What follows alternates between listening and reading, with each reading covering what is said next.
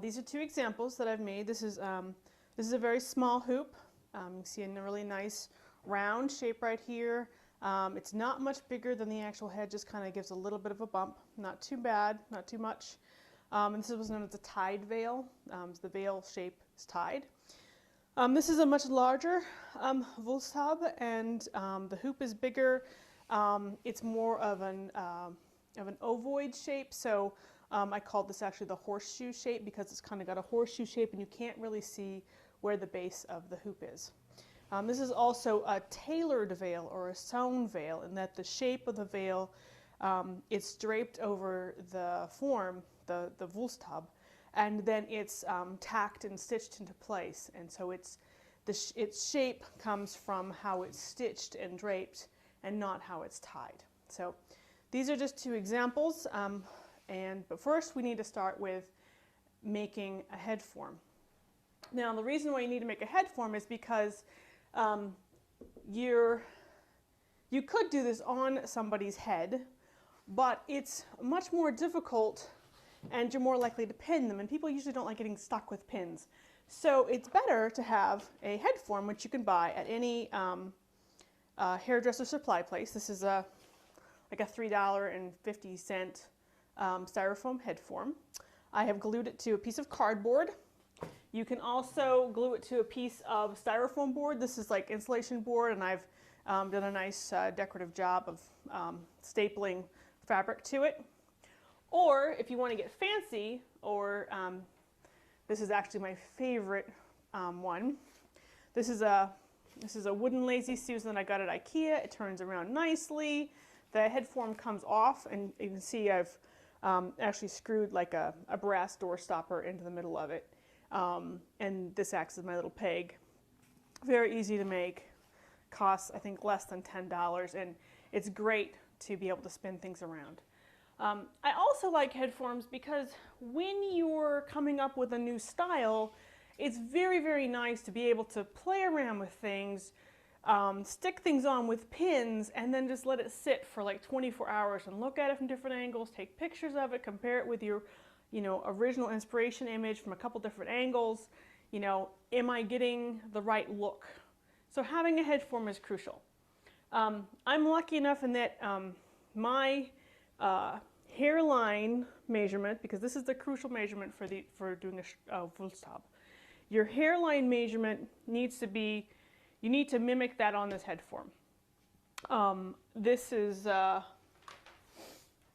see, because we're going to be giving the styrofoam head form a hairline, and so this one is like 21.5, and my measurement right here is like about 22. So we don't need to do a whole lot of padding. What I'm using to pad it out is cotton quilt batting. This is actually the cheap poly cotton, poly plus cotton mix stuff. It does not need to be expensive. It just needs to be something that you can easily pin onto this.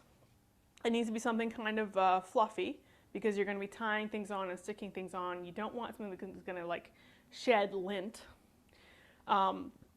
So essentially what you do is you just sort of drape it on, and you want to pin it right in the middle.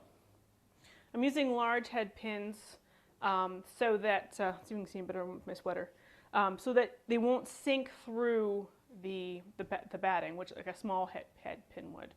So we're going to stick it right in the middle. I've already got a spot here.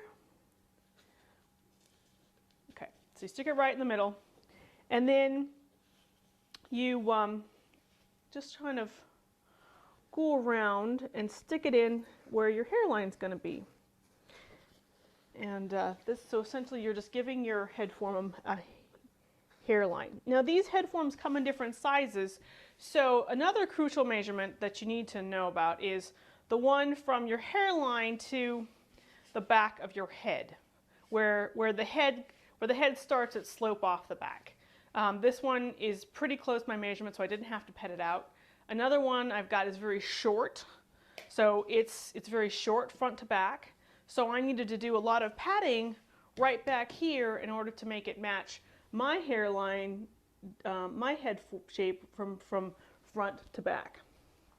So we're just going to do a quick, you just want to pin it around the edges, around the hairline, so that you've got something you can tie onto. Okay, so we've done this pretty much, and for the back you kind of do a little you do a little bit of a cross wrap, or actually let's do this. Doesn't have to be super neat, depends on how OCD you are. It's not really going to show. So once you get this all done, then what you do is you just sort of you want to kind of take the edges and fold them in, and then pull this down a bit, just like that. And we're just going to tuck these edges in. You kind of want to secure the points so that things will stay nice and shapely.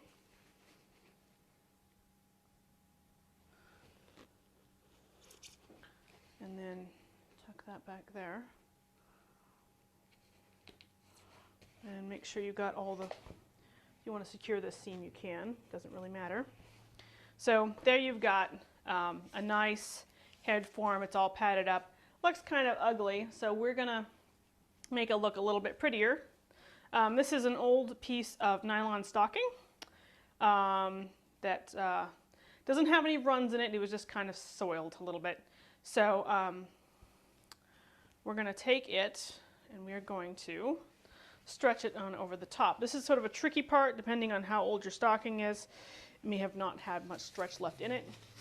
But it gives a nice flesh color to the head form, and it makes it look pretty. And what you do with the end is you just fold it, kind of fold it like this, and fold it like this, and fold it like this.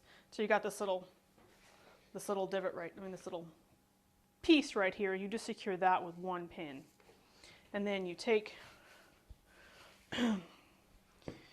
you just take it and you pull it down, stretch it down tightly, not too tightly. And on my other ones, I covered the head form before I glued it down, or stuck it down. It works really well to actually staple this to the bottom of the head form. But I didn't make this one this way, it was one of my older ones.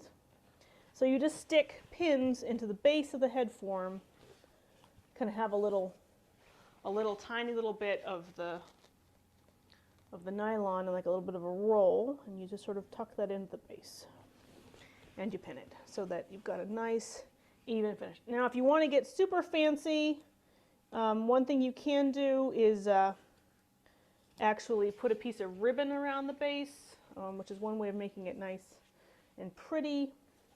You could go all fancy and, you know, put like super nice trim and have it be like a decorative collar, but we're not going to be that fancy.